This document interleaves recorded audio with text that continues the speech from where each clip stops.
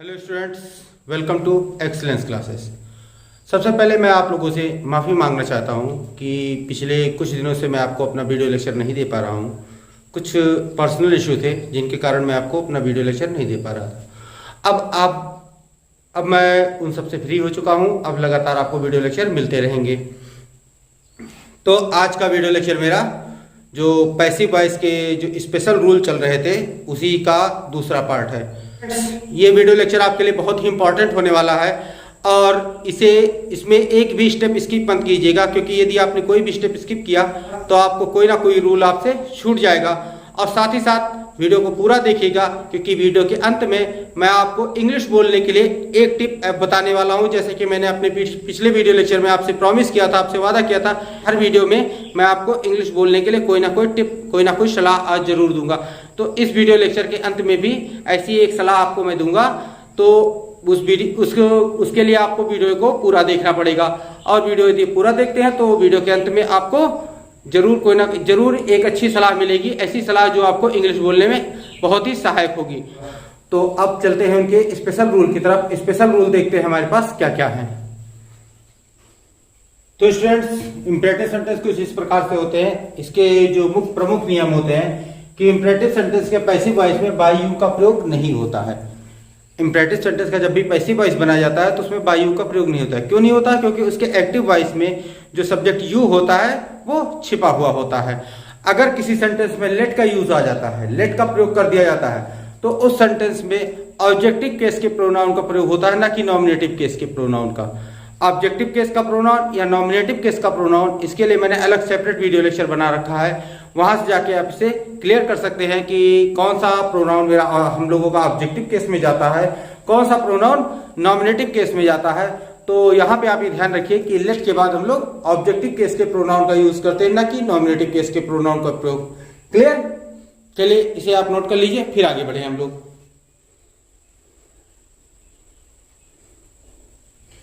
तो अगर कोई भी सेंटेंस हम लोगों का एक्टिव वॉइस में इंपरेटिव मिल जाता है, यदि कोई सेंटेंस हम लोगों का एक्टिव वॉइस का इंपरेटिव मिल जाता है तो उसका पैसिव किस प्रकार से बना जाता है। यदि वो सेंटेंस अफर्मेटिव में है तो सबसे पहले हम लोग लेट का यूज कर लेंगे और लेट के बाद हम लोग लगा देंगे मेन वर्ड। मेन वर्ड मतलब जो उसमें मुख्य शब्द होगा जिसके कारण वो इंपरेटिव सेंटेंस तैयार हुआ रहेगा, उस मेन वर्ड का हम लोग यूज कर लेंगे।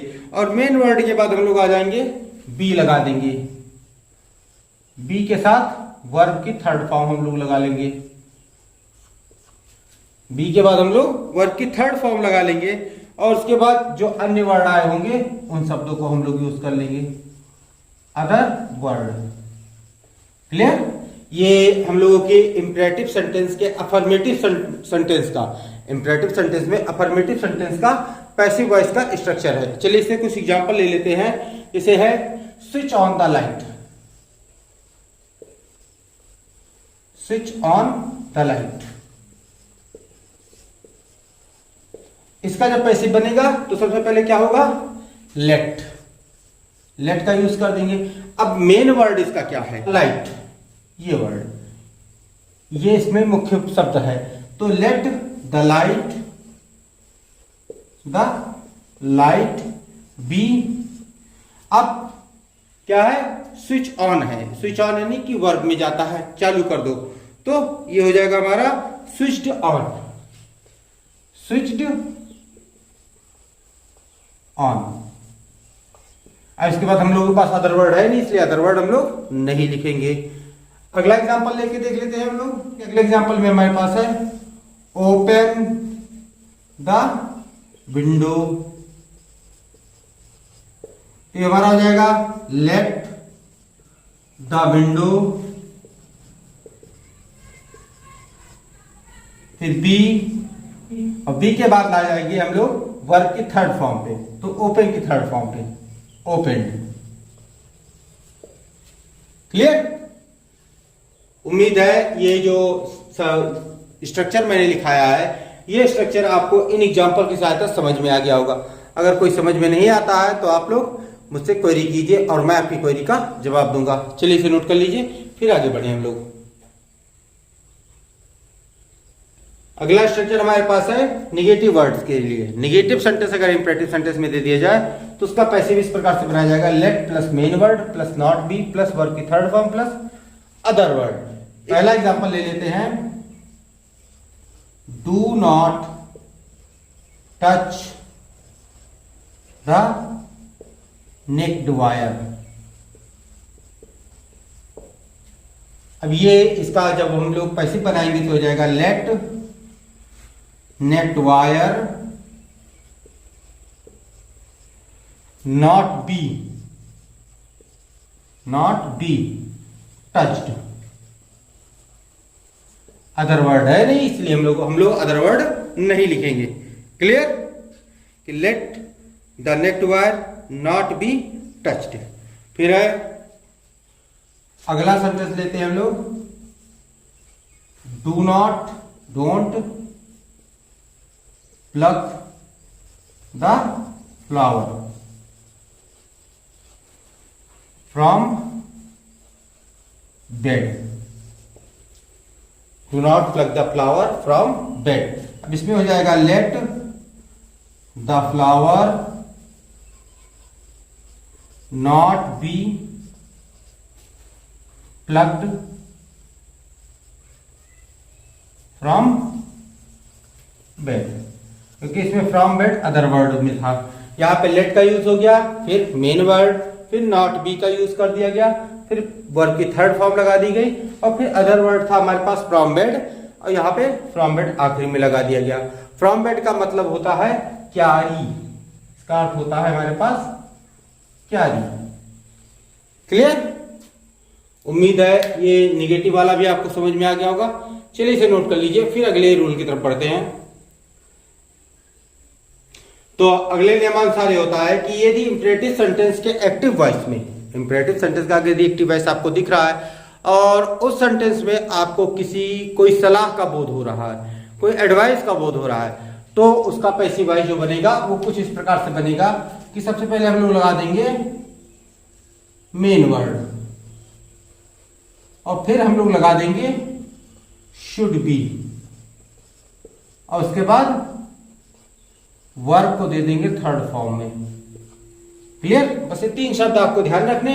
छोटा सा है कि यदि किसी सेंटेंस में, किसी इंपरेटिव सेंटेंस में किसी कोई सलाह का बोध हो रहा है तो सलाह के बोध के लिए हम लोग पहले मेन वर्ड को, फिर शुड बी को, फिर वर्ब की थर्ड फॉर्म को लगा के उसके सेंटेंस की पैसिव बना लेंगे।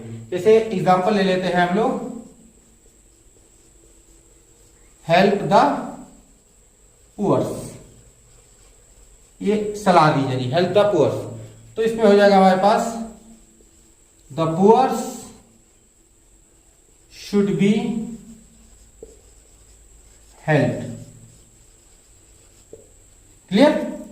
बस छोटा सा है कि हेल्प द पुअर्स को the poors should be helped.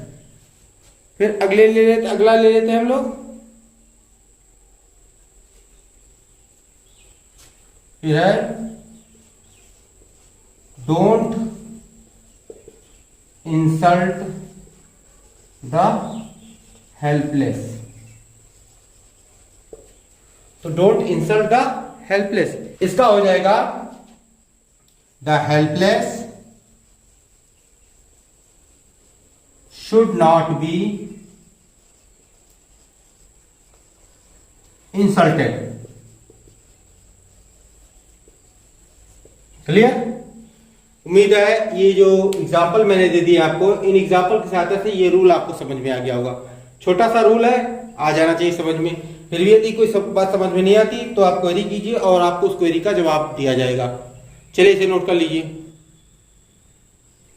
तो स्टूडेंट्स, आगे बढ़ने से पहले कुछ बात कहना चाहूंगा कि यदि आपको वीडियो पसंद आ रहा हो तो लाइक करते रहिए, क्योंकि आपका लाइक ही मेरी इंस्पिरेशन होता है और मैं ये जब लाइक होते हैं ज़्यादा से ज़्यादा तो मैं देखता हूँ कि हाँ ये वीडियो मेरा पसंद किया जा रहा है और आप लोग इस वीडियो से कोई नॉलेज ले रहे हैं।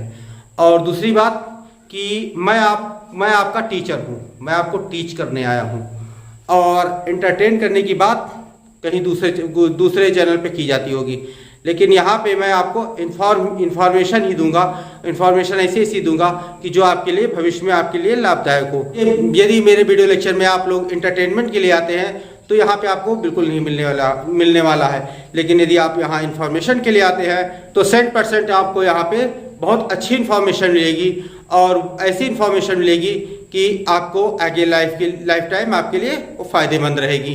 तो वीडियो को लाइक करते रहे और चैनल को सब्सक्राइब जरूर कर ले। चले चलते हैं अपने अगले रूल की तरफ और देखते हैं हमारे पास अगला रूल क्या है। तो अगले रूल के अनुसार ये होता है कि यदि इंपरेटिव सेंटेंस के शुरुआत में या सेंटेंस के अंत में आपको रिक्वेस्ट या प्लीज या काइंडली ऐसे कोई शब्द मिल जाते हैं तो इससे क्लियर होता है कि सेंटेंस में रिक्वेस्ट की जा रही है, प्रार्थना की जा रही है। तो ऐसे सेंटेंस को जब भी हम पैसिव में बनाते हैं तो यू आर रिक्वेस्टेड टू लगाकर वर्ब की थर्ड फॉर्म प्लस ऑब्जेक्ट जैसा दिया होगा वैसा करते हैं। क्लियर आपने सुना है कि वर्ब की फर्स्ट फॉर्म, थर्ड फॉर्म नहीं, फर्स्ट फॉर्म, क्योंकि ये सेंटेंस में यहाँ पे वर्ब की फर्स्ट फॉर्म दी जाती है। या फिर ऐसा जान लीजिए कि अगर ऐसे सेंटेंस की पैसिव बनानी हो जिसमें रिक्वेस्ट की जा रही हो, प्रार्थना की जा रही हो, तो वहां पे आप लोग यू आर रिक्वेस्टेड टू का प्रयोग करके बाकी सेंटेंस वैसे का वैसा ही जो दिया होगा वैसा लिख देंगे। जैसे एग्जांपल ले लेते हैं हम लोग कि please give me your book. Clear. अब यहां पे इसका जब पैसिव बनेगा तो पैसिव कुछ इस प्रकार से बनेगा कि यू आर रिक्वेस्टेड टू, अब ये बाकी सेंटेंस ऐसे का वैसा ही, give me your book. Clear. यानी यू आर रिक्वेस्टेड टू लगा दिया जाए और बाकी सेंटेंस को ज्यों का त्यों ही उतार दिया जाएगा। अगर सेंटेंस के इंपरेटिव सेंटेंस में यदि हम लोगों को रिक्वेस्ट मिल रही है, प्रार्थना मिल रही है, याचना मिल रही है, तो यू आर रिक्वेस्टेड टू लगा के बाकी सेंटेंस वैसे का वैसा ही उतार दिया जाएगा। क्लियर। उम्मीद है कि ये रूल आपको समझ में आ गया होगा। आसान सा रूल है, जल्दी लग जाएगा। तो चलिए इसे नोट कर लीजिए, फिर आगे बढ़े, अगला रूल देखते हैं हम लोग। अब अगला रूल ये कहता है कि यदि इंपरेटिव सेंटेंस हम लोगों का लेट से आरंभ हो रहा है और उसका जो स्ट्रक्चर है वो कुछ इस प्रकार से दिख रहा है कि let plus indirect object plus object verb की first form plus direct object, तो उसका पैसिव बनाने के लिए हम लोगों को जो करना रहता है वो कुछ इस प्रकार से रूल तैयार होता है। रूल क्या होता है हमारे पास, लेट का यूज हम लोग कर लेंगे पैसिव बनाने में। सबसे पहले लेट लगा लेंगे और लेट के बाद हम लोग लगा लेंगे डायरेक्ट ऑब्जेक्ट। ये डायरेक्ट ऑब्जेक्ट जो दिया गया है, इस डायरेक्ट ऑब्जेक्ट को हम लोग पहले प्रयोग कर लेंगे। क्लियर।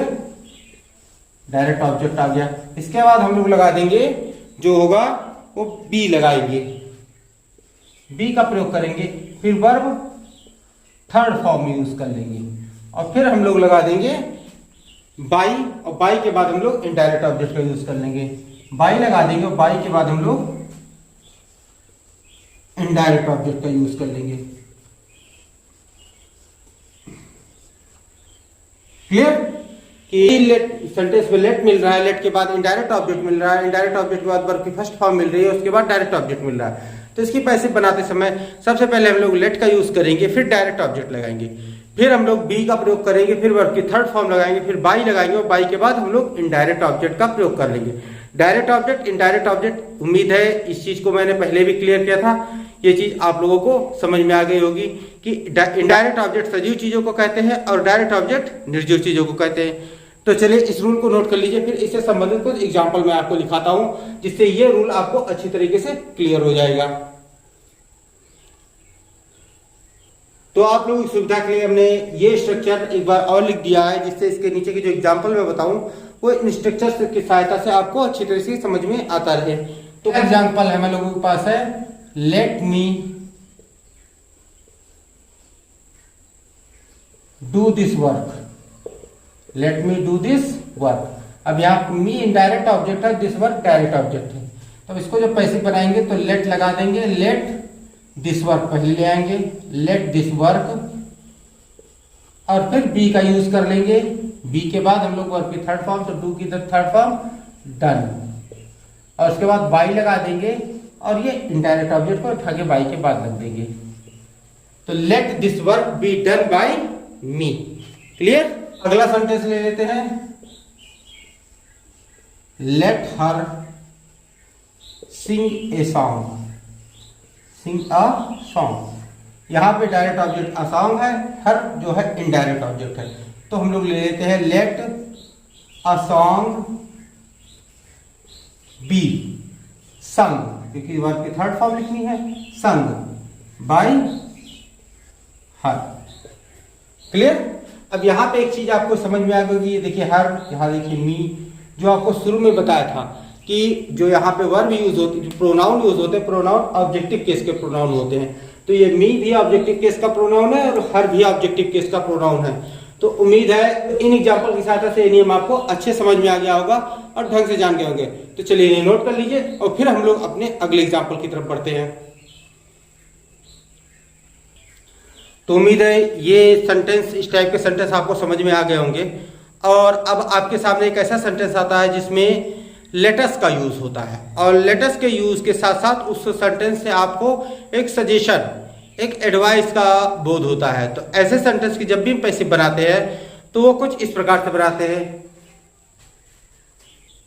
तो यदि किसी सेंटेंस में आपको लेटस का यूज देखने को मिल जा रहा है और उस सेंटेंस से आपको सजेशन का बोध हो रहा है, तो उसकी जब भी पैसिव बनाई जाएगी वो कुछ इस प्रकार से बनाई जाएगी कि it is suggested that we, और उसके बाद शुड, फिर वर्ब के first form plus other word. जैसे कि कहा जा रहा है लेट अस सिंग, लेट अस सिंग, ये सेंटेंस दे दिया गया और इसकी जो पैसिव बनाएगी बन जाएगी तो ये लिख जाएगा इट इज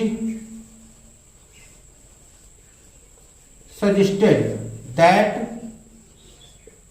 वी शुड, उसके बाद वर्ब की फर्स्ट फॉर्म यानी सिंग की फर्स्ट फॉर्म सिंग ही रह जाएगी। तो it is suggested that we should sing. अब फिर आ जाते हैं let us play together, let us play together, तो यहां जाएगा it is suggested that we should play, क्योंकि वर्ब की फर्स्ट फॉर्म पूरी हो गई और उसके बाद अदर वर्ड यानी टुगेदर अदर वर्ड है, तो इसके बाद में लगा देंगे हम लोग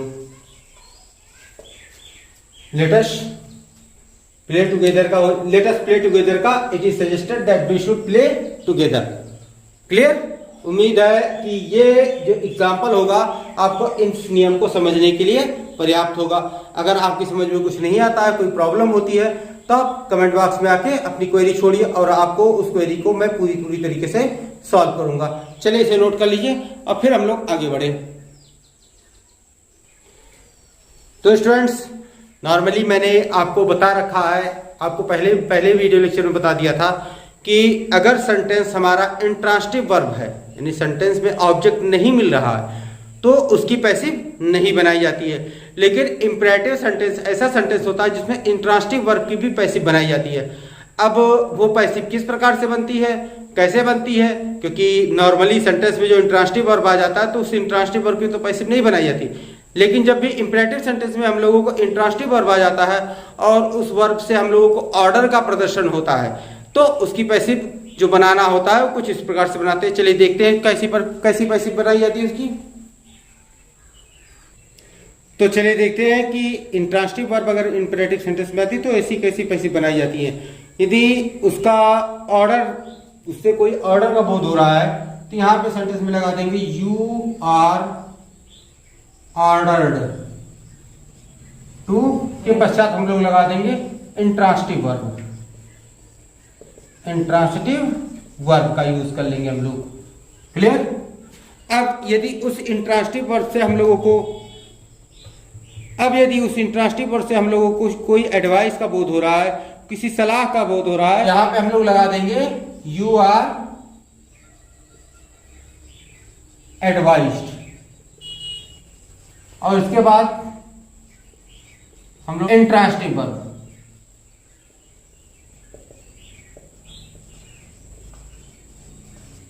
क्लियर।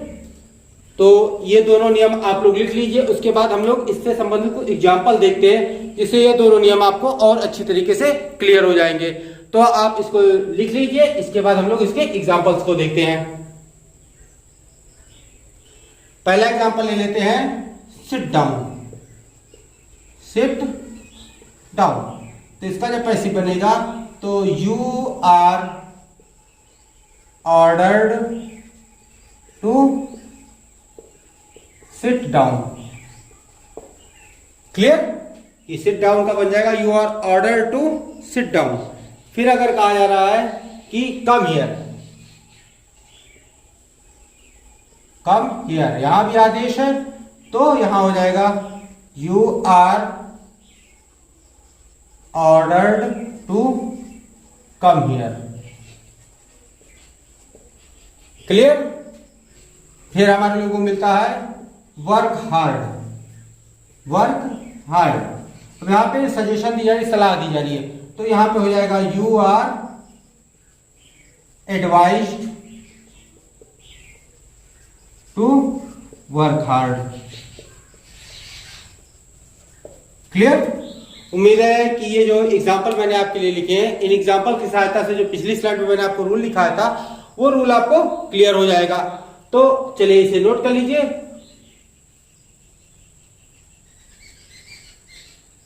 तो स्टूडेंट्स, इसी के साथ आज का वीडियो लेक्चर समाप्त किया जाता है। उम्मीद है इस वीडियो लेक्चर में मैंने जो आपको इंपरेटिव सेंटेंस का पैसिव बनाना सिखाया वो आपको अच्छी तरीके से समझ में आ गया होगा और आपने उसे अपनी कॉपी पे नोट भी कर लिया होगा। और उससे संबंधित जितने भी सेंटेंस अब आपके सामने अब आएंगे उसकी आप पैसिव अब आसानी से बना लेंगे। अब आ जाते हैं अपने उस टिप की तरफ जिसका मैंने आपको वीडियो लेक्चर की शुरुआत में किया था। टिप वो है कि यदि आप इंग्लिश बोलना चाहते हैं तो मैंने आपको पहले वीडियो लेक्चर में एक सजेशन दी थी कि आप इंग्लिश मूवी देखते रहिए और इंग्लिश मूवी देखकर आप उससे शब्दों को सीखने की कोशिश कीजिए। आज की टिप ये है कि यदि आप इंग्लिश बोलना चाहते हैं तो you have to write your daily work in a copy और अ डायरी। अर्थात आपको अपनी कॉपी पर, अपनी डायरी पर कुछ भी आप एक अपने पास रख सकते हैं डेली यूज के लिए, और आपको दिन भर में जितने भी कार्य आपके साथ हुए हैं उनको एक कॉपी पे लिखना है और इंग्लिश में लिखना है। राइट इन इंग्लिश, आपको इंग्लिश में लिखना है और आप रेगुलर बेसिस पे ये कार्य करते रहिए। बात का यकीन मानिए कि आप लोगों को बिलीव नहीं होगा, विश्वास नहीं होगा कि शुरुआत में आप लोग भले कुछ गलतियां करें, उन सेंटेंस को लिखते समय उन सेंटेंस के प्रोनाउंसिएशन में कुछ भी गलतियां करते रहें, वो आपके लिए कोई मायने नहीं रखती हैं। लेकिन जैसे जैसे आप रेगुलर लिखना शुरू कर देंगे वो चीज़ें आपको धीरे धीरे आपकी बेटर होती चली जाएंगी, आपकी अच्छी होती चली जाएंगी। और जैसा कि मैंने अपने पहले वीडियो लेक्चर में कहा था कि आप इंग्लिश में सोचना शुरू कीजिए। आपके थॉट्स जो आपकी माइंड में आए वो इंग्लिश में आना शुरू हों। तो ये तभी आना शुरू होंगे जब आप रेगुलर बेसिस पे उन्हें लिखना शुरू करेंगे। आप रेगुलर शाम के समय आप आधे घंटे 15 मिनट का समय निकालिए और जो कुछ भी आपके साथ दिन भर हुआ है उसको लिखिए, इंग्लिश में लिखिए, और ये चीज़ आपको इंग्लिश बोलने में बहुत सहायक सिद्ध होगी। तो उम्मीद है ये वीडियो लेक्चर आपको पसंद आया होगा। अगर आपको पसंद आया है तो वीडियो को लाइक कर दीजिए और साथ ही साथ जिन्होंने अभी तक मेरे चैनल को सब्सक्राइब नहीं किया है वो चैनल को सब्सक्राइब जरूर कर ले और साथ ही और उसके बाद बेल नोटिफिकेशन में जाके ऑल नोटिफिकेशन को सिलेक्ट कर लें, जिससे कि मेरे आने वाले सारे वीडियो लेक्चर आपको सबसे पहले मिल सकें। तो मिलते हैं नेक्स्ट वीडियो लेक्चर में। Till then stay tuned with our channel, keep watching, keep learning, take care, thank you and bye.